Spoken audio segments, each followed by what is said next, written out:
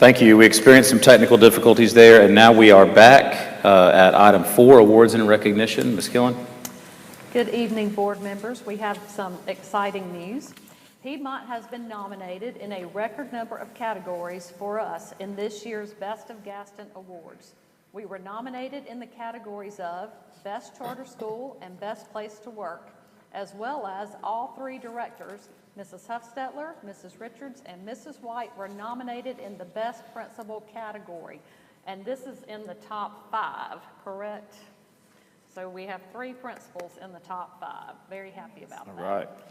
Mrs. Richards was also nominated for Best Boss and Person of the Year. Wow. Yeah, that's awesome. Congratulations, all 3. And we have 3 Best Teacher nominees. 5th grade, Miss Rhonda Carr and Paula Hammond, and a kindergarten teacher, Erica Barnes.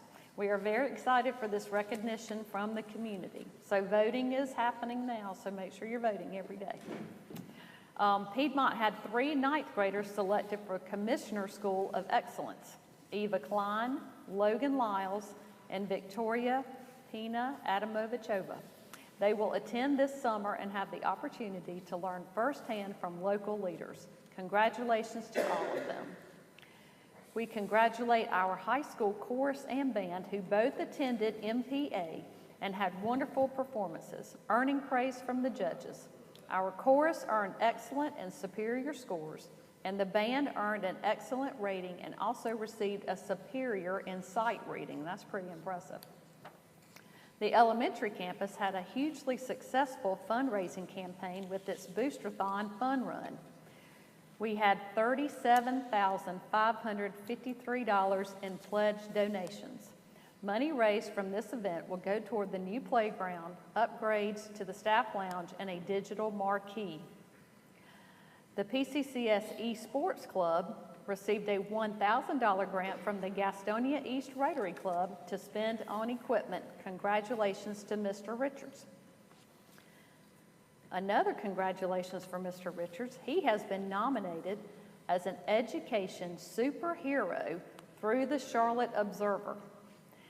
So I believe it was a student that nominated him, and this is what they wrote in. Matt Richards, teacher at Piedmont Community Charter School in Gastonia, goes out of his way to help people.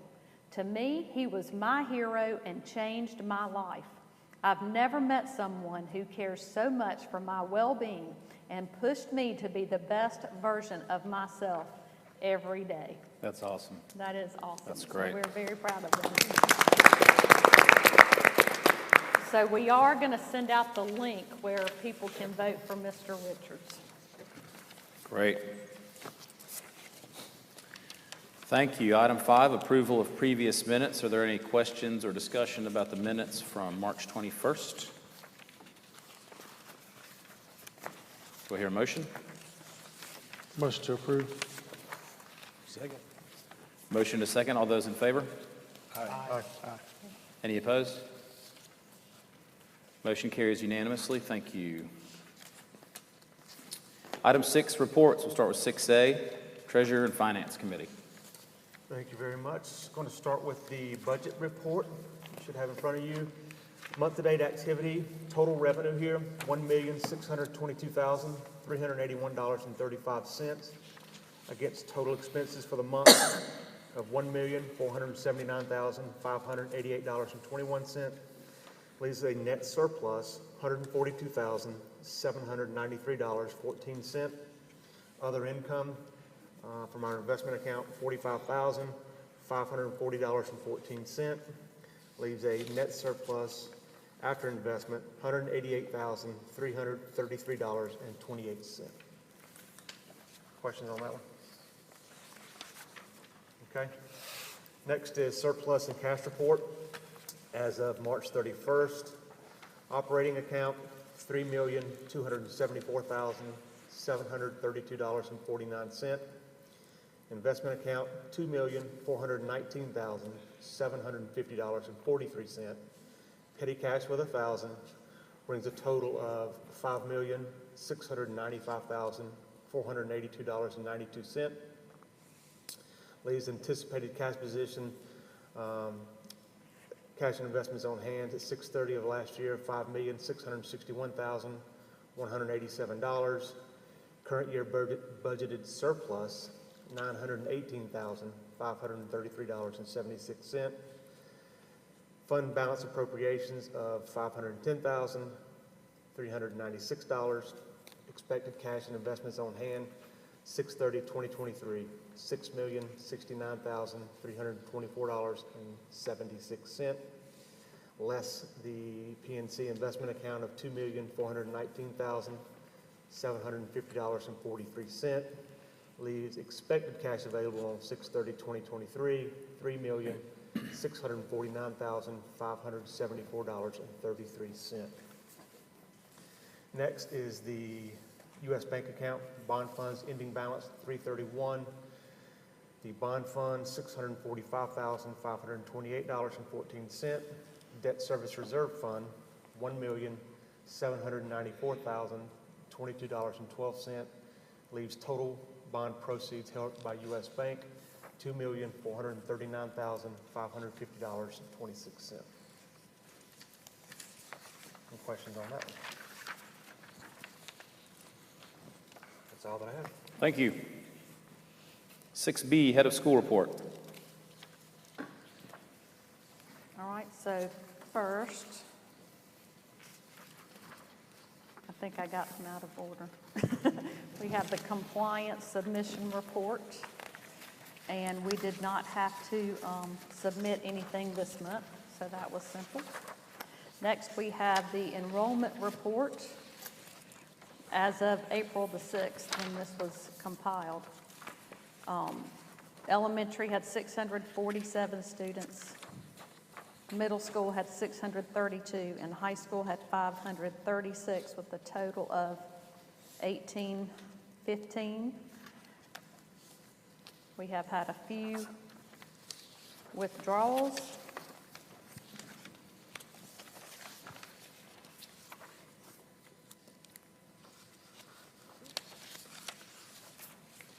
We did complete our lottery before spring break,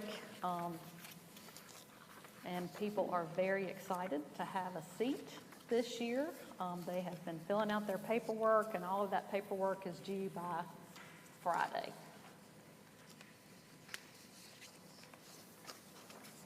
Is that it? You want to touch on the calendar? Oh, calendar. This Friday, we have prom. And it's going to be at the barn at Sandcastle Farm, and that is just a beautiful venue. I know they're going to enjoy it. We actually booked it last year because it was so wonderful last year, and we didn't want to miss out on being able to get that venue again. Our next board meeting will be May the 16th. Then the May 24th is the last day of school, pretty hard to believe. Graduation will be the morning of May 26th. June 20th, we'll have our annual board meeting, and then August the 5th, we will have our board training. I put 8:30 to 12. It might be a little, we might start at 9. I don't know. I just wanted to leave that time open. And Great. that's all I have. Where is graduation? It is at Honey Hunter Stadium, which is actually called Caramont Health Park. Okay. I think we all just immediately think Honey Hunter Stadium. Okay. 6C, Enrichment Committee Report. Ms. Sargent? No report this month. Thank you. 6D, Athletics Committee Report. Mr. Tharp? No report this month. 6E, Facilities Committee Report. I'm guessing you have a report. Actually, Ms. Killen is going to go first. Okay. To talk about new security doors. Well, since January, we have been looking into replacing some of the doors at the middle school and the elementary campus. And these doors will definitely improve our security at both campuses. So we initially got a quote for 3 sets of doors at the middle school, and that was going to be about $18,000, but we've decided we want to replace another set of doors, and we met with the door company representative today, And those doors are actually going to have a peephole, which is about this big, so no windows in the doors. And that way, the teachers can look outside before they open the doors. And it has a magnifying lens on it, so when they look out, they'll be able to see like all the way down to the ground and all around before opening the door to go out. So we're really happy about the new security that we will have with these doors. At the elementary campus, we were originally looking at 4 sets of double doors and 1 single door. Originally looking at 2 sets of double doors, but now we're looking at and getting another quote for 4 sets of double doors and that 1 single door where you go in on the bottom floor. The original quote for the 2 sets was going to be $35,700. But like I said, we met with a representative today. We're adding in those other doors. So I've doubled the quote. And I would like to request that you approve up to $100,000 for us to spend on the doors. We should be getting the quote in the next week or so. But in order for us to get on their schedule right after school's out to replace the doors, I'm just requesting that you would approve $100,000 for this project. Okay. Any questions or comments? So 4 doubles, 1 single at elementary, and then 3 sets at middle school. at middle school. Be a very good improvement to our security at both campuses, for sure. Any comments, questions? Do I hear a motion? I move that we approve up to $100,000 for the improvement on the elementary and middle school campus and move forward with this project. Second. Motion and a second. All those in favor? Aye. Aye. Any opposed? Motion carries unanimously. Thank you. Thank you. Ms. Malden? Okay. I know we have been talking about this middle school parking lot renovation for quite some time, but I do have some new information tonight to present to you guys. So if you can get to that part of your packet, we'll go ahead and get started. So just to recap kind of where we've been, the main reason for kind of investigating this project is, as pretty much all of you know, the parking lot has been in disrepair for a while. We've done a few patches over the years to try to fix it, but it is original to the Winn-Dixie, which from the late 70s maybe. So it's for sure time. Secondly, the NCDOT is moving forward with their project to widen New Hope Road and then renovate the intersection at Tittman as well, which is going to cause quite a change to our drop-off and pickup. Number 3, for years, our students in the back, so between the back of the building to the mobile units, it's at times like a river rushing through there depending on the rain. We have major drainage issues back there, and that's definitely not getting better. Our neighbors at Dixon Animal Clinic are expanding their facility and their parking, which is going to increase the traffic on our shared road. So we need to work with them to kind of make sure both of us can use that as we need to. And also number 5, just to wrap it up, all these things are imminent. You know, their needs that are right now are coming soon within the next year. So you'll see on the diagram, this is what we looked at last meeting. There wasn't really a lot of changes made to it. And this is the concept drawing that we sent out to 4 contractors to get pricing back. And when I say pricing, I need y'all to understand that's budget level pricing. So we did not hard bid this because we didn't have a complete set of drawings for them to do that from. So they took this information along with some CAD drawings, some sketches that our landscape architect did for the drainage issues, and came up with a budget proposal based on all of that. So of the 4 contractors, we actually got 3 proposals back, which I was ecstatic about in today's market. We've listed those on page 2. And before I go any further, Abernathy is actually Abernethy, Nethy. I didn't catch that before, so It's just a pet peeve of mine to make sure that's correct. So based on these proposals, our recommendation is to go with Abernathy. As you can see, they are about $125,000 higher than KP or Jenkins. So we wanted to kind of walk through our reasoning and rationale for recommending that we go for them. Sometimes it's hard to understand that the lowest number is not always the best number, and so we kind of wanted to make sure that we explain that well. So if y'all have any questions as I'm going through this, please feel free to ask. Number one, Abernathy has a hard number for most of the budget line items in contrast to KP Site Development, who indicated allowances for many items. So what that means is when you offer an allowance, it pushes the risk back to the school. Say, for example, they had an allowance for $10,000 for demolition and it actually cost $15,000. The school would have to pay the difference. In Abernathy's budget, most items are hard priced, which means if they bid $10,000 and it costs $12,000, the contractor is responsible for the difference. Number two, we found their quantities of materials and labors to be more accurate when back-checked by the landscape architect. So again, this wasn't a complete set of plans, but there was enough information to kind of get a rough estimate of, like for instance, the linear feet of curb and gutter. So KP had about 4,000, Abernathy had 2,900, which is much closer to what the architect thought was reasonable. Jenkins excluded all subgrade stone, which is an unknown dollar risk for us. Number three, Abernathy's mobilization costs were slightly higher. And number four, Abernathy included many items that were not obviously included in KP's or Jenkins' budget, and those are listed below. So again, these are just things that we're looking for. We don't want any surprises. You know, we kind of want to make sure all this stuff is wrapped up before we get started. If you go to page 3, about half the difference in the overall cost can be attributed to $58,000 difference in the landscape allowance. This cost must be leveled out between the two because it is an allowance, leaving the remaining difference about $65,469. That can kind of be broken out into two line items, the extra backfill of the islands and the drainage fix.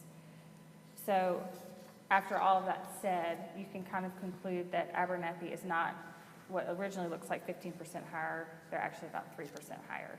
So what you kind of want to break down is like, are we comparing apples to apples? So once you kind of weed all that out, that's kind of what it got down to. They also did submit the schedule that's below. It's kind of hard to read at this size, but they have an estimated start date of June 5th, and a finish date of August 3rd, which to me says that they clearly understand we have to have this project done this summer. Like the parking lot has to be functional by teachers coming back, so we were impressed by that too. So based on all that information, we have a budget recommendation. Everything's broken out, the design costs, permitting costs, construction, the owner's rep costs, third-party testing, and the contingency, which would bring the total to $952,891. So our request states the Facilities Committee requests approval to complete the project with funding of $952,891, sorry, let me start over. $952,891, and that Malia Malden be empowered by the board to act as the board's representative for this project, with abilities to approve payments as required to complete the project and make decisions on the board's behalf throughout the project. Final approval for the various contracts will be brought to the full board for approval as they are available in the process of work. If approved today, the work will be completed this summer. That's a lot of information. Like I said earlier, I know we've been talking about this for a long time. You know, back in the early programming phase, we did get input from Gastonia PD. We got input from the directors at the middle school, any, parents, people that touch this parking lot every single day. So I do feel like we've done our due diligence in the design and making sure that it's effective. Also, when you overlay the NCDOT plans along with Dixon's plans, there's all these moving parts. So I can confidently say we have all that covered. And the fact that we did get 3 contractors engaged and interested in the project, and they weren't that far off, from each other, also gives me confidence in it as well. So, do y'all have any questions, comments, concerns? It looks like maybe the KP and JE Jenkins did not account for in their bid. They didn't have a line item for the fixing the drainage at the rear of the building. Looks like When I Abernathy s- distinguished itself by having that Yeah, they in did. their proposal. Is that right? Yeah, as I went through the numbers, when Malia sent them to me, I did notice that neither of the other two had the drainage fix, had a line item number for that. They may have had it included somewhere else, but it's not obvious to see that, right? So you have to assume they don't have it. Yeah, there's not like a standardized form that they all use, so everybody's proposal looks different, so that's kind of why you have to get in the Yeah. weeds with it and try to figure out. Yeah, it's really line item by line item. You Yeah. gotta compare.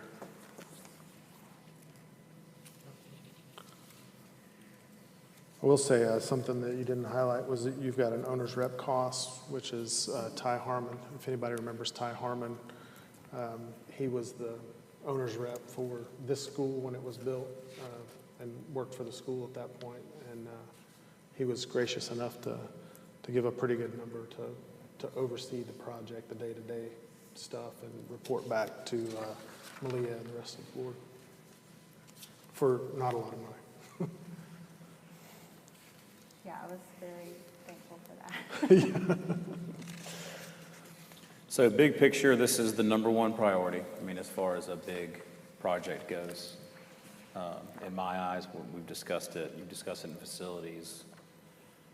We've discussed it for over a year, I'm sure now.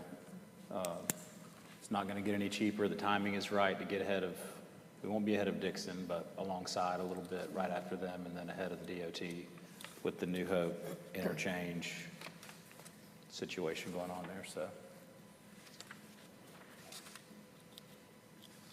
Claire's looked at it, how it'll affect all of our numbers. We're good there. Do you have any comments, Claire, that you'd like to share? Or? Does Ms. Richards have any comments? No. Oh, I was asking if Ms. Richards had any comments. Okay. I will say that Claire shared the impact on the two measures that we use for our covenants for our big loan for this facility, and they didn't affect the debt service coverage ratio, but they did bring the cash days on hand down from about 125 to somewhere still over 100, I think, where the covenant itself is at 45 days. So still plenty of coverage.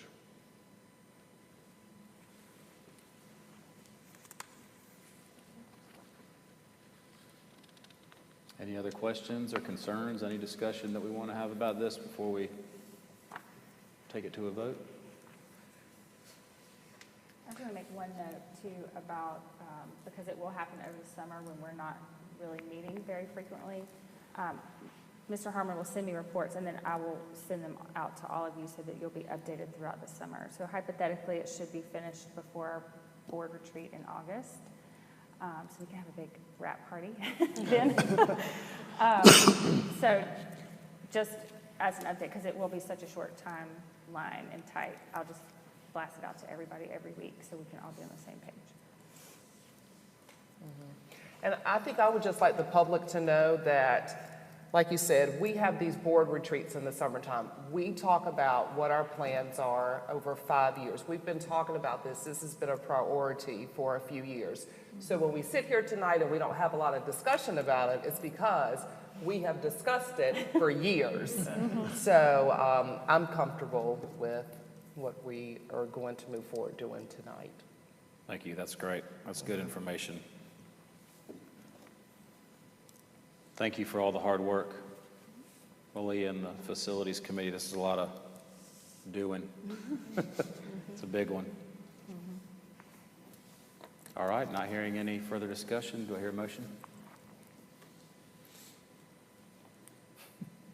I'll make a motion to approve the completion of the project with funding of $952,891, and also that Malia Malden be empowered by the board to act as the board's representative for the project with abilities to approve payments as required to complete the project and make decisions on the board's behalf throughout the project.